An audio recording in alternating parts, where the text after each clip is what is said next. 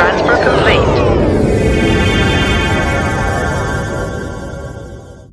Evening from Exciting World Viewpoints, where we talk about everything from TV shows, cartoons, movies, current events, and everything else that may have a great importance of our daily lives.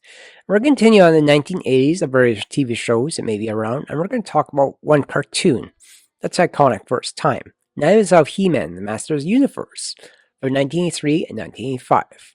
And here we go, He-Man and the Masters of the Universe, the cartoon that defined 80s power and imagination. The idea, when He-Man and the Master of the Universe came in 1983, it didn't just launch a cartoon, it was a mythology for an entire generation.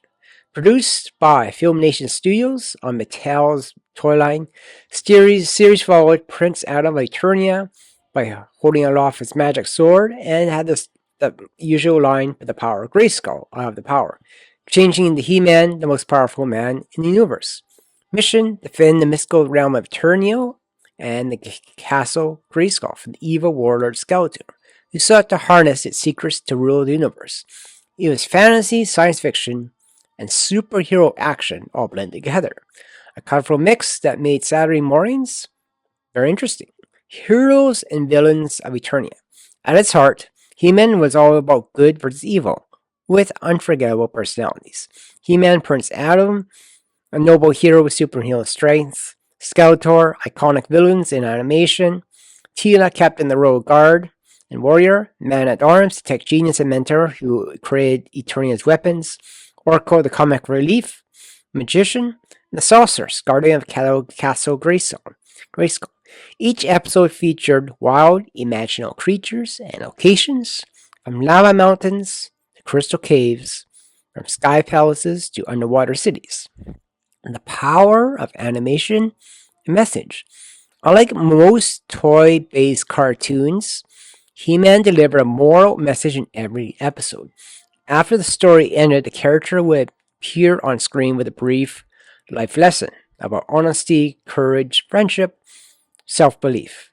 These moral moments became legendary, helping parents see the show as more than just a toy commercial. The animation, while limited by Filmation's budget, was bright, fluid, and very recognized, with bold character poses, recycled action sequences, and the iconic transformation meme that audiences never got tired of. The magic of Castle Grayskull. Castle Grayskull was more than just a fortress. It symbolized mystery and power. Every kid in the 1980s dreamed of owning the Castle Grayskull, and one of the most popular toys of the decade. The lore surrounding it hinted at ancient magic, lost civilizations, and cosmic secrets, giving He-Man an unexpected deep world that fueled imaginations for many years. Cultural impact. He-Man became one of the most funny pop culture icons of the 1980s. First cartoons directed to promote a toy line changing television forever, had spin-offs such as She-Ra.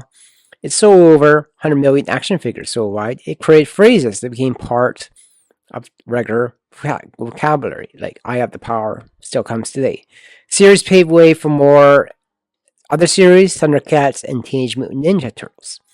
Why was it special?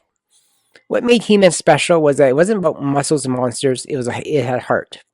Every episode reinforced bravery, kindness, and integrity. Kids were just watching a hero save the day. They were learning what was meant to be heroic. And unlike darker 80s cartoons, He-Man had pure optimism. The world might be filled with villains, but always good through teamwork and courage. Why did it end? 1985, the toy line began to decline.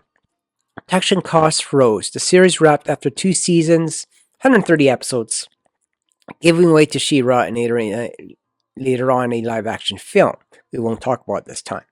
Although in the legacy continued, there was also a reboot in 2002, and there was also a movie revival in Netflix 2001. So the nostalgia continues.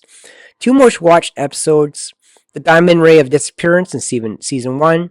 The other episode, The Problem with the Power, in season 2. Fun facts. But the power of Grayskull was created specifically to avoid religious connections to children's TV. Filmation reused many character animations to save costs, even times later on. He-Man's design from Mattel's desire to combine Conan the Barbarian with Superman.